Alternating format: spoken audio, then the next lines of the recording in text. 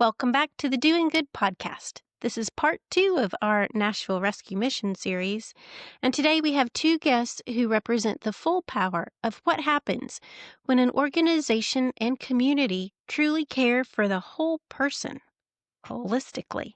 Joy Flores is the Vice President of Ministries at Nashville Rescue Mission, and Krystle Knight also works at Nashville Rescue Mission, specifically as the Operations Coordinator 2 at the Women's Center. Together, Joy and Krystle embody the mission's philosophy. Joy, Krystle, welcome to the show. We're so glad you're here. If it's all right with you, I'd like to start by understanding how both of your journeys led you to Nashville Rescue Mission. Joy, let's begin with you. Sure. Thank you so much for having me. We're really excited to spend some time with you today and talk about Nashville Rescue Mission and the amazing work that happens here every day.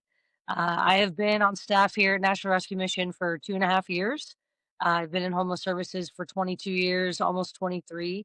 Born and raised in Los Angeles. Don't hold it against me.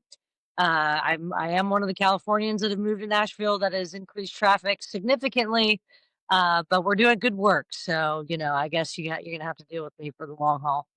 My husband and I have 4 kids, and, being on Skid Row during COVID really did a number on our family. They were out of school. Our 4 kids were out of school for 18 months, and a lot of our community moved out of state or at least moved out of Southern California. And so we just kind of reevaluated our lives like everybody else. But we didn't move until 2023. So I feel like I'm not a sellout. I really had to examine my life and my heart and think about what starting our family's lives over would really entail. And Nashville Rescue Mission, a similar role that I was in at my previous employer, opened up here out of the blue. And I jumped at the opportunity. I knew that if I was ever going to leave LA, it would have to be, I would always have to have this proximity to this type of justice work. And Nashville seems to be the perfect balance of our kids are all thriving here after 2.5 years. We love sports, so football definitely helps with 3 boys and a girl. And so just our family's doing great. And I'm really thankful to be here on staff. Fantastic. And it sounds like you have already mm, had experience with homelessness in your career. Can you tell us why you've committed your career to this field? That's always a question that comes up. I think a lot of the time, especially working on staff full time in this environment, you know pretty quickly if you're cut out for it. It can be chaotic, it can be exhausting. You're dealing with folks in crisis, experiencing trauma, sometimes childhood complex trauma that they've never been able to get out of for centuries, almost, decades. And so for me personally, I think a lot of the time after that year mark, you can really tell this is where I'm supposed to be. And for me, just that proximity is really important because I'm the youngest of 3. I have an older brother and sister, and when my brother was 16, he was dual diagnosed bipolar schizophrenic. In and out of halfway houses, kept it together, had a job, got married, had a kid. But it was we're always kind of waiting for the other shoe to drop. And he actually died on the streets when he was 30, about a mile and a half from where I ended up working on Skid Row. And so for me, it's the face of homelessness is so different. I mean, they could come from a family just like mine, and you'd never know. Um, but I really think that I'm called to this work, not only just dealing and processing my own pain, and being able to walk alongside folks who are now trying to come out of that same pit. It takes a lot of energy. I'm not going to lie, it's exhausting at times, but it's so worth it when you see folks. We just had graduation last week for our recovery programs, and seeing them walk across the stage and speak publicly, with cameras in their faces and whatnot, it's just so fulfilling and rewarding. Amazing. Well, welcome to Nashville to you and your entire family. Krystle, you came to Nashville Rescue Mission through the Women's Life Recovery Program, I think. Could you tell us what your life looked like before you arrived to Nashville Rescue Mission? Yes, we'll just do the early part first so we kind of get a feel. My story about how I got brought here was I was actually, like Joy was referring to, it's kind of like the face of homelessness. I came from a prominent family, a good family. but I got mixed up in the wrong things with the wrong crowds, really early. I was in and out of drugs, my entire teenage years, my adult life. So in 2020, I got in a lot of trouble, and the good Lord used that, to bring me here. And so now, I am a program graduate, and I've worked on staff for 4.5 years. I get to be a part of helping walk with these ladies that are walking through the same thing that I once walked through. And so now I get to be on the other side, with my colleagues and my coworkers and my mentors, like Joy, and so we get to be a part of the change. So Now, you mentioned, Krystle, that there were drugs involved, and I did some sleuthing beforehand today, and I found somewhere that you said something about um, there's a spiritual warfare involved in addiction, and yes. that it's not half the time, it's not the drugs, it's a battle. Can you tell us what you mean by that? And yeah, because I want to be sure that I'm on the same page as you. From the day that you're born, there is a spiritual battle. And a lot of people think that drug addiction is, that it's just plain addiction, but it's not. It's secondary symptoms. We all are struggling, even people who are not addicts. We're all struggling we have holes we try to fill. You have people who are workaholics. You have people who are addicted to gambling, things like that. So it is definitely a spiritual battle. That through my belief and through God's word and through knowing him, that I know that every day, even getting up out of the bed and tying my shoes and getting ready to come to work is a battle. But it can be a battle that's won in victory in Christ. And so, but that's just a secondary, that's a side effect. The drug addiction was something that I used to numb things out. I've had traumas in my life. I've had, even though I came from a great family, my dad, he was a wonderful dad, but he was, he didn't show a lot of affection, so maybe some things came from that, but that's what happens to a lot of people, is they try to cope with things through drugs, and it's secondary. Joy, from your leadership perspective, why is that, I'll say, holistic approach or comprehensive approach so critical to lasting change in any of your clients? First, I would definitely say that homelessness devastates the whole person. So you're working with folks who have been broken and shattered in all of those different aspects of their life. So if you take a broken person and you put them in housing, you're still dealing with a broken person. If you don't address those underlying root causes of what has caused the homelessness itself, I think a lot of the times, yes, obviously, like Krystle said, we are a Christian organization, a Christian nonprofit, but we're not just a homeless shelter with a Bible study. That Christian foundation and worldview shows up in everything that we do. Our core values, we have core values as an organization: radical hospitality. It's not just being kind, it's going above and beyond in a radical way of welcoming the stranger into our doors, into our home, or a culture of honor. Those are actually my two favorite out of the five. And a culture of honor, seeing and restoring dignity in others, looking them in the eyes, learning their name, their story, building trust, using the immediate needs, meeting those immediate needs of food, clothing, and shelter as a tool. As a pastor for a while, and we had a homeless outreach, and I would have volunteers who would spend their own money and so much of their own resources and time cooking food that they would serve, but they would never get out of the line, and they would never the food was the focus. The food was not a tool, it was the focus. And so if you do that over time, it becomes toxic, because if you're only meeting an immediate need, but you're not moving someone along to permanent supportive services, they get stuck.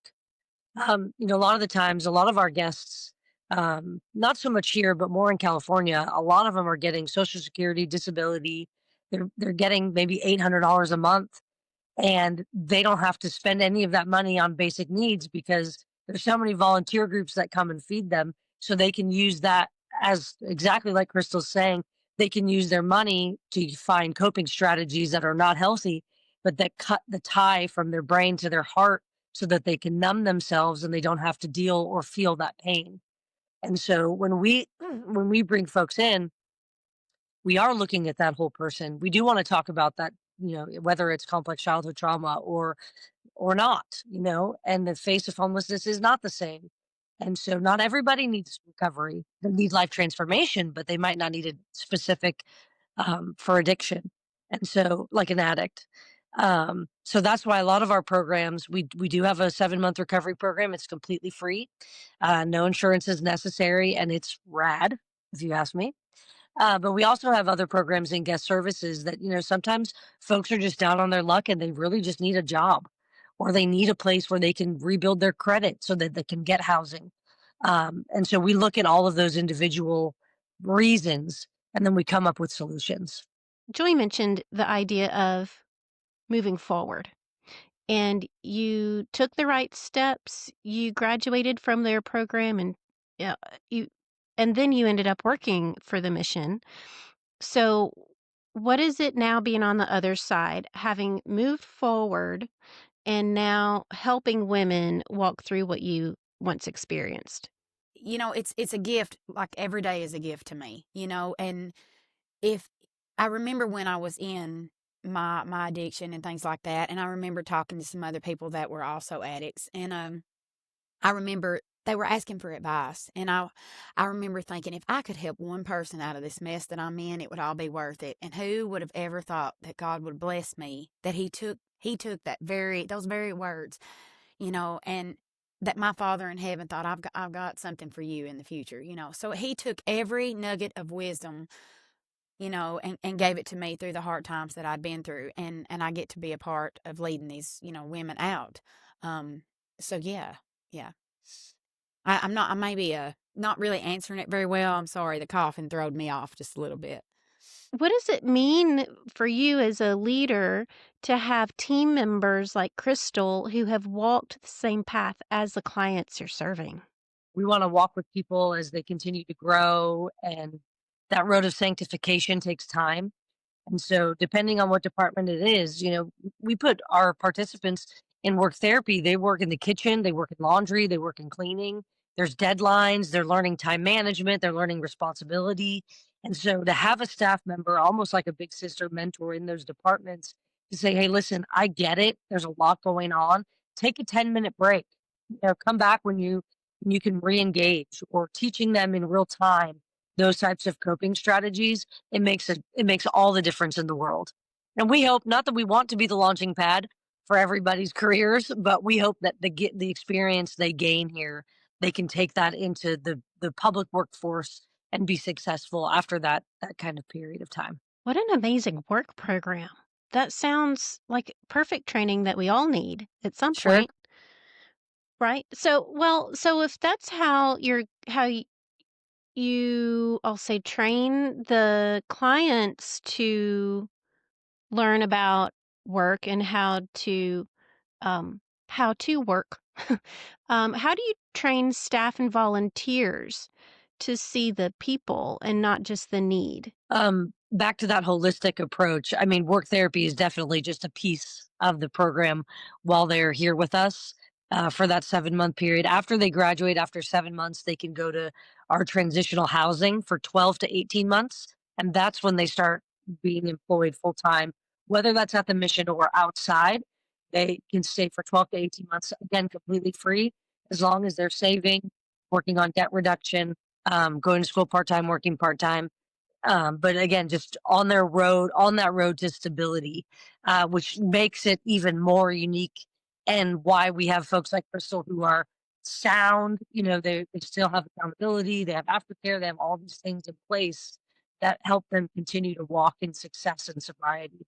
To build off of the work that Joy was talking about and the training for that, um, if we can just speak to impact, you mentioned how you, I'll say, celebrate the milestones that these ladies have or achieve along the way with the program, during the program, and after the program.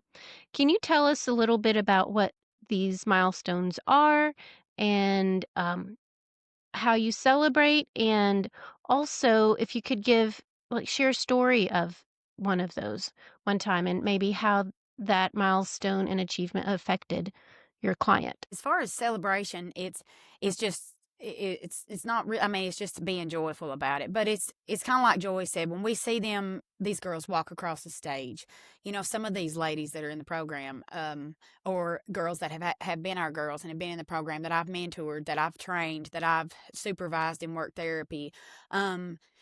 Over the years, I've watched them get their children back. I've watched them get, their GEDs. I've watched them, like she said, walk across the stage with their graduation certificate. Some of these very ladies became fellow staff members of mine, and got promotions. I've watched one of my girls. She won't mind. Her name was Cammie Steinhauer, and she became one of my dearest friends.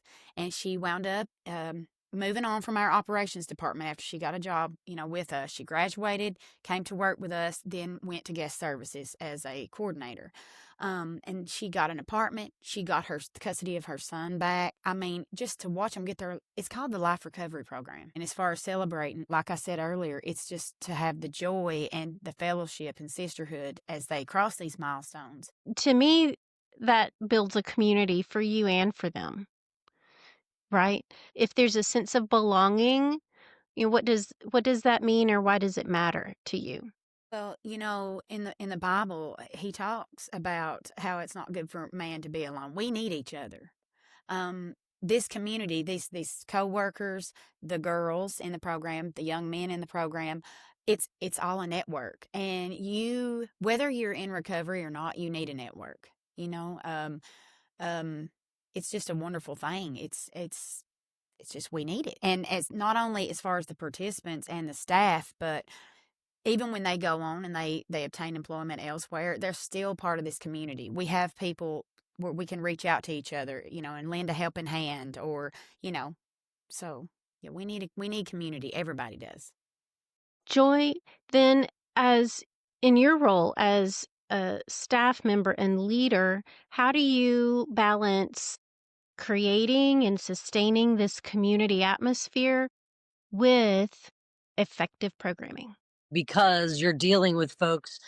We talk about culture a lot. For 2.5 years, we completely rebuilt our women's facility.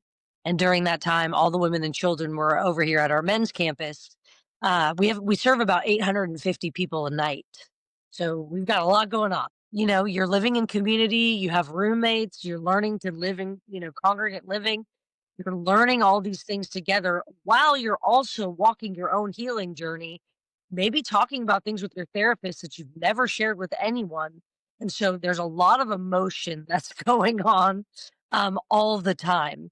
So it takes a lot of patience from our staff, walking through incidents, things like that. We want them to be able to learn how to live in community and then take those skills that they've learned and then replicate those outside of the mission, so that they can we can launch them into sustainability. Beautiful. Yes. So, speaking of launching, Krystle, you've worked for Nashville Rescue Mission for a few years, you said, and you've been promoted while there. So, what does this, I'll say, progression or growth mean to you? And has it opened any doors for you in your life? Absolutely. Just like sitting here right now, I've got the chance to share my story many, many, many times. Yes, I have been promoted twice since I've worked here, but it's set me on a path too, to where, kind of like we were talking about earlier with community, and my colleagues and stuff. My plan is to be with this mission for a long time, until God tells me otherwise, if He ever does. But God gave me a chance, with as far as progression, to have a career that I had once squandered, to do things that I thought that the opportunity had was gone. It's like He gave me a back door in, and with experience. So, and I needed to mention earlier that I'm actually now married too. So when I came into this program, I was in debt. I had charges. I had a lot of trouble. And through this place, all of those charges were taken care of. All of my debts were paid. I got a job. I got promoted. I have a husband who also works for the mission. I get to share my story constantly, and I get to give back what was once given to me. So it's kind of like it's like an infinity symbol. You know what I mean? God's loving us first. We're loving him back. We're loving others because he loved us first, and it's just a beautiful thing. And so as far as your question about progression, God has blessed my entire life, and my future through this place. He's changed my course through this place, and these people here helped him do that. You have such a way with words. I love it. Thank you so much. That was beautifully said. So, Joy, as I'll say, not just Nashville Rescue Mission, but a woman on a personal mission about homelessness, what would you want potential volunteers, donors, or community members to know about either supporting the organization or the community it's building internally and externally for the clients, with each other, and then also the community as a whole? I honestly think this is why I was plucked out of eternity and put on this planet. We can shelter people. Shelter is not the permanent solution, but it needs to be part of the continuum of care. Bring people inside. We operate more like an emergency room. We're triaging people. We're asking questions. We're learning their story. We're figuring out gaps where we can step in and actually provide resources. And then we send them out, whether that's to recovery, whether that's a group home, whether that's sober living, whether that's reconnection and reconciliation with family, whether that's employment. There's so many things that we're offering here that we've got to bring people inside so that they can have access to that. And it's completely free. And we take no government funds. We do this all by the graciousness and generosity of our donors. $20 a month, $30 a month. The faithfulness of some of our donors is just remarkable. People are incredible, aren't they? I love it. Well, I cannot thank both of you enough, Joy and Krystle, for being here today. It was really a pleasure, not just talking with you, but listening to your hearts and to all that you're achieving through the Nashville Rescue Mission, its community, with its clients, and the systems you're building for their growth and development, and frankly, in the building of the community with the rest of us. So thank you both. Absolutely. Thanks for having us. Thank you. Thank you for listening to another episode of the Doing Good podcast. Until next time, remember, extraordinary impact happens when we see the person, walking alongside them in community, and believing and trusting that hope does indeed live here. Thank you for listening to this episode of the Doing Good podcast. If you enjoyed our conversation today, we invite you to subscribe or rate us on your favorite podcast platform. And follow us on Facebook, Instagram, Pinterest, LinkedIn, or YouTube at Doing Good TV. Doing Good is a 501c3 nonprofit. Please donate to support this podcast via the donate button on our website, doinggood.tv. And while you're there, nominate a volunteer you know for us to celebrate on a future episode. Together, let's celebrate those who are doing good.